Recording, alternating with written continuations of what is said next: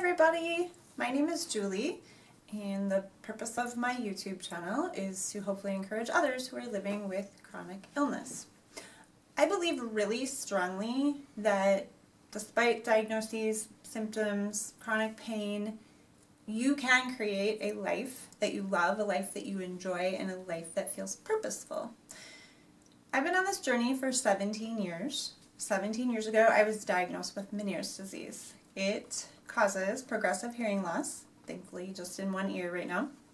It causes a scratchy noise in that ear. That part is constant. It causes episodes of severe dizziness, and it causes some fatigue. A few years ago, I was also diagnosed with fibromyalgia, and that has caused me chronic pain, chronic migraines, chronic fatigue, more fatigue, and chronic bladder inflammation. So there's 2 points that I want to share that have been really helpful along my journey in creating a life that I love. The first is the strong importance of gratitude. So I think a lot of authors and speakers have written about this, but gratitude is really what keeps you moving forward and feeling empowered to create the life that you want and keeps you from getting depressed and stuck. In our kitchen, we normally have a shelf that has all of these items on them, and these items remind us of things that we are very grateful for. I moved them into my living room today because it's easier to video in here. The car is an item that represents something that happened in my very early 20s before I was ever sick. I was in a car accident head-on, both going 55 miles an hour on impact, no airbags. Should have died. No medical explanation for why we didn't. I walked out of the hospital that night. So the car reminds me every day to be grateful. Every day is a gift, and to be thankful for that. I could have died that day, and yet I've had 20 years of being happily married and 2 children that I enjoy, a career that I love, and every day has been a gift. The picture of our daughter, this is from a long time ago. She was only about 3 here. She's now 17. But that picture reminds us of a journey that we went on with her. At about 15 months, she started losing a lot of skills and was diagnosed with a disorder that back then only 2% of children were recovering from. I was very sick during this time. I was about 103 pounds and was not able to work, was not driving, but was still able most of the time to help her. My husband and I poured hundreds of hours, probably even thousands of hours into working with her and getting her to appointments, etc.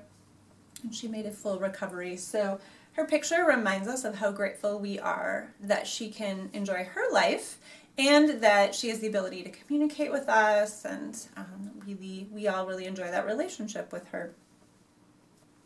The figurine of the little boy reminds us all of what a gift our son is.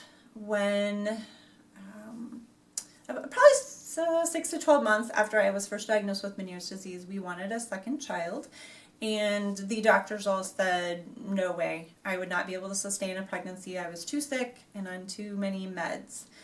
So my doctor at that time referred me to a specialist. There were only 2 in the entire metro area back then. I think there still probably are only 2 or 3. And that specialist was able to slow down the disease enough that I was able to sustain 1 more pregnancy, and we have the gift of our now 12-year-old son. The word hope just reminds us to always be looking forward and yet also enjoying the moment.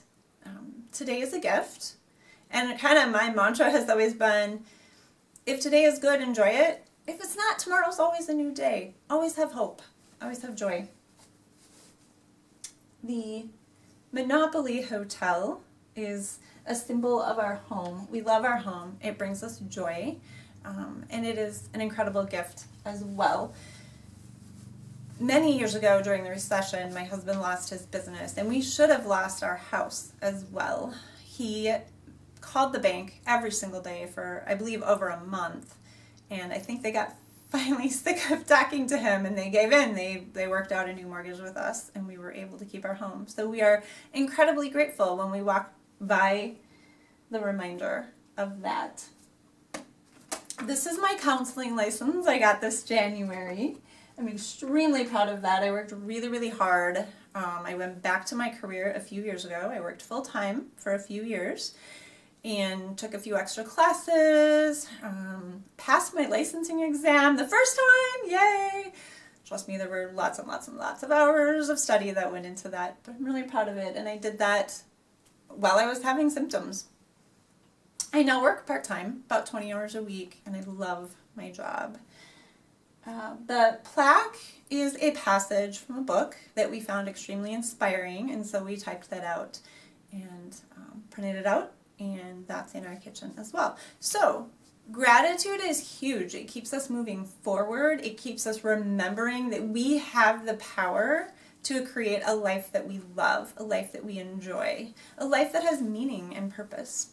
The other point that I wanted to make today, I often think with chronic illness of the example of a teeter-totter and the importance of keeping it balanced. I think a lot of times our body and our spirit fight with each other. Our body is screaming, saying, take care of me. And our spirit is saying, I'm getting really bored. Do something to meet these emotional needs.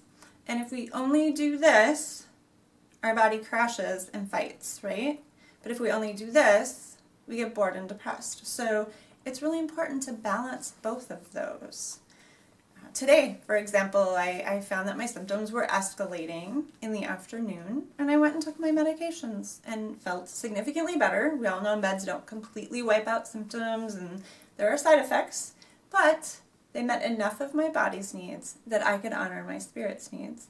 So today, I've been able to read, meditate, spend time with my family, write, do a lot of the things that I love that meet my spirit's needs, but I've also taken care of my body's needs.